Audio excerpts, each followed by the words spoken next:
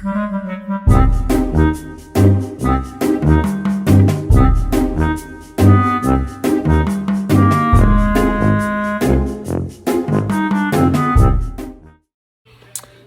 all. You ever had one of those times when you do a whole 14-minute video and you look up and you realize you pushed photo instead of video? That's what I did. Welcome, aka Rebel Preacher Michael Clark here with a video, and we're going to discuss what's fixing to happen in this world that we're fixing to go into and what you need to do to be ready to encounter what we're fixing to do. So, you know, and I was saying in my last video that was so good that didn't get recorded. James, the brother of Jesus, and Jesus at the time he lived was facing great persecutions by the Romans at the time. They were closing in. This was the Great Reset, and the reset was you'll do it Romans' way or you'll die. And we know that the Romans won and Jerusalem fell. So James especially was living during this persecution right before the temple was destroyed, which Jesus is said to have said that it was going to fall. But it's interesting that James writes in his letter, which you got to be careful, and I'm going to do a study about this in the future. But I can feel like this is what James would have said. And it's in James chapter 1, verse 2. I'm going to read a few different translations so you'll understand. The NIV, consider it pure joy, my brothers and sisters, whenever you face trials of any kind. The NLT, the New Living Translation. Dear brothers and sisters, when troubles of any kind come your way, consider it opportunity of great joy. The English Standard Version.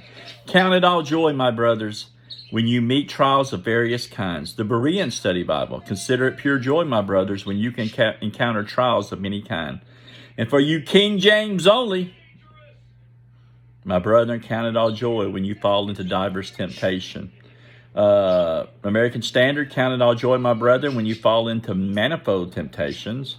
The Aramaic Bible, may you have ever joy, my brethren, when you enter various temptations. Okay. So we see that the way James handles tribulations and problems when it comes in his life, and brother, he faced them.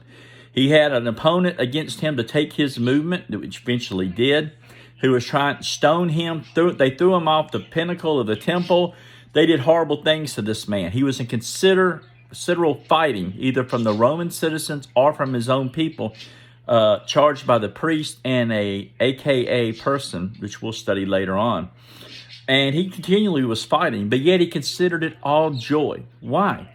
Because when you have a true connection with the Creator, you have that true connection, and trials come your way, your joy is not found in things of this world. In other words, I love my house, my wife, my children, my grandchildren, my mama, my aunts and uncles and family and good extended friends. I love these people, and I don't want nothing to ever happen to them.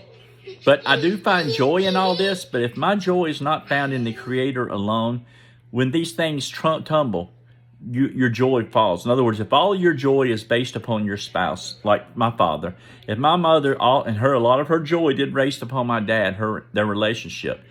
When he died, she went through grieving, and I grieved. But at time you come to realize that there's other things to live for and to love also. No, you never replace that. But you find things that you can spread that love and hope on. And that's the way the Creator is. He is our only hope and our only source. There is no other. So as this great big reset comes upon us, and it's coming fast, folks, and if you don't see it, take those blinders off.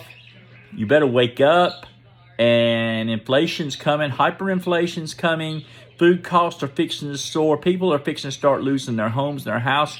Who knows, even, God forbid, myself and people in my family.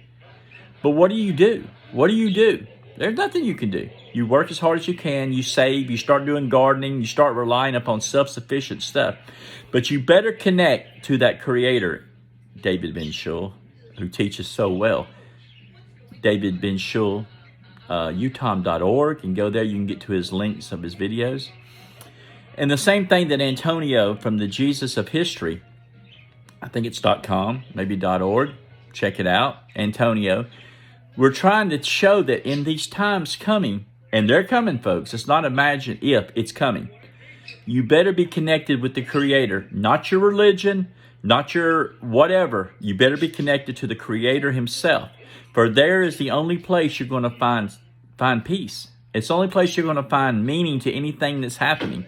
Because I'm telling you, when this thing happens, people are going to leave their religions. They're going to leave God in droves and fall into atheism and agnostics, and there's no reason to do it. It amazes me that people find problems within Scripture, and instead of reasoning and thinking and looking for other sources, they just automatically become atheists or agnostic.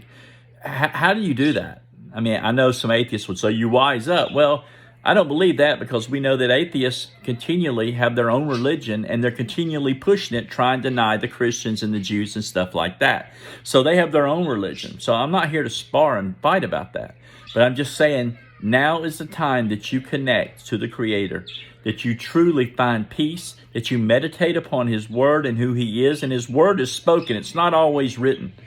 You know, I know people put 1,000% upon the written Word, and that's your prerogative. But you better be hearing, and you better be experiencing the Creator daily, because if you don't, when these trials come, you're going to lose everything. And I don't want you to do that. So this video is a bit of encouragement for you. As James said in his letter, count it all joy. And the only way you can count it all joy is if you're in a place of refuge and shalom. So I encourage each one of you today to find that peace of shalom, that you find these things and just go. Another person I recommend too is Neo Anderson on Facebook. He's also looking at other sources too, and it's all about peace. It's all about shalom in the times that we're living in. You don't need somebody to come save you and pull you out of a situation. You need to be strong enough in the Creator to be that light within you, to be that to other people. For you are the only quote unquote Messiah anybody's going to see upon this earth. And if you're not out there helping and loving like James and the Ebionites were doing, taking care of orphans and widows and feeding those they could, they were poor. That's what Ebionite means, the poor ones.